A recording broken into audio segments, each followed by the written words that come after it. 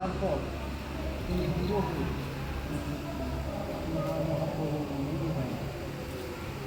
মহাপ্রভু আর বিষ্ণুপ্রিয়া একই অঙ্গে একই সঙ্গে রয়ে গেছে। আমার ওই কথাটা কি আরেকবার বলতেন? নলক কথাটা, মহাপ্রভুর নলক, এই যে মহাপ্রভুর যে নলক, মহাপ্রভুর নলকটা হচ্ছে বিষ্ণুপ্রিয়া। তা বিষ্ণুপ্রিয়া ওই নলকটা রয়েছে, আর মহাপ্রভু সঙ্গে বিষ্ণুপ্রিয়া একই সঙ্গে বিলীন হয়ে গেছেন। ওই জন্য বিষ্ণুপ্রিয়ার আলাদা মূর্তি এখানে নেই, এবং তার অভিষেক বা পুজো সবই এই একই সঙ্গে এই বিষ্ণুপ্রিয়া ইয়েতে হয়, এবং কখনো কখনো তাকে ওই যে শাড়ি পরিয়ে বিষ্ণুপ্রিয়া সাজানো হয়। সেটা মূলত নবদ্বীপবাসী বেশি, নবদ্বীপ বাইরেও আসে, নবদ্বীপবাসী বেশি তাকে বিষ্ণুপ্রিয়া রূপে দেখতে চাই। এই হচ্ছে ব্যাপার। আবার আর বিষ্ণুপ্রিয়ার ভাই ছিলেন যাদবাচার্য, আমরা সেই বংশ। তারপর জামাই ষষ্ঠী দিন ওনাকে জামাই বেশ ও তো জামাই, হ্যাঁ, একমাত্র এইখানেই হয়। উনি তো আমাদের জামাই। না, বিষ্ণুপ্রিয়ার সাথে যেহেতু এখানকার মেয়ে বিষ্ণুপ্রিয়া। শুধু তাই নয়, তার যেহেতু বিষ্ণুপ্রিয়ার পরে পরবর্তীতে, ওই জন্যই আমাদের বংশ, মানে যাদবাচার্যের ছেলে মাধবাচার্য, মানে ভ্রাতুষ্পুত্র, এই মাধবাচার্য সমস্ত দেখাশোনা করতেন বিষ্ণুপ্রিয়ার, এবং বিষ্ণুপ্রিয়ার সমস্ত কিছুই, এবং এই মূর্তি বিষ্ণুপ্রিয়া দেবী সেবিত। তার অনেক বড় কাহিনী আছে, সে এখন বলার সময় নেই। যে বিষ্ণুপ্রিয়া যখন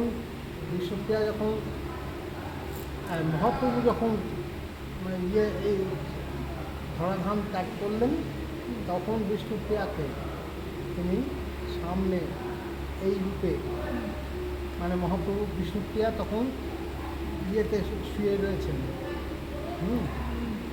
তখন মানে এত পাপি আমি, মানে তার অভিমান যে আমি কি এতটাই যে আমি সবার ইয়েতে, তখন তাকে এইভাবে তুলে ধরেছিলেন। যার জন্য তাকে এইভাবে তুলে ধরেছিলেন, তুলে ধরে তখন বলেছিলেন এই রূপেই তুমি আমাকে কিছু আচ্ছা করবে, এবং তুমি এই রূপেই আমার সঙ্গে তোমার মিলন। ঠিক আছে,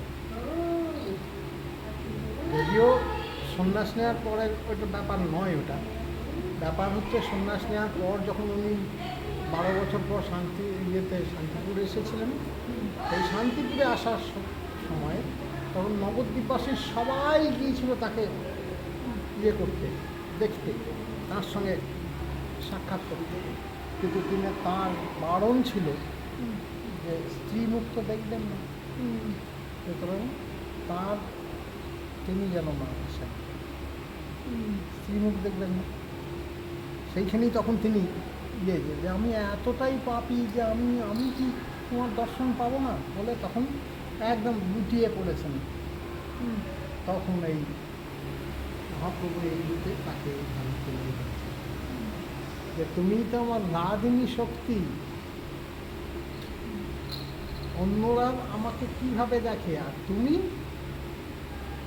আমার সঙ্গে, আমরা অঙ্গাঙ্গিভাবে আছি, এবং তুমি আমায় দেখতে তো পাবে, তুমি যখনই তুমি এই মূর্তি করো, এবং তোমার সঙ্গে তো আমি সবসময়, এবং সেটা জগৎবাসীর কেউ বোঝার দরকারই নেই, একই সঙ্গে তো আমরা আছি এবং সবসময় থাকি। যার জন্যে সেই সময় যখন বিষ্ণুপ্রিয়া থাকতেন তখন এরকম খোলা থাকতো না, মানে বিষ্ণুপ্রিয়া যখন থাকতেন তখন ওই মাধবাচার্য পুজো আচ্ছা করতেন, পুজো আচ্ছা করে জন্যে তখন খোলা হতো, পুজো আচ্ছা হয়ে গেল আবার দরজা বন্ধ হয়ে যেত।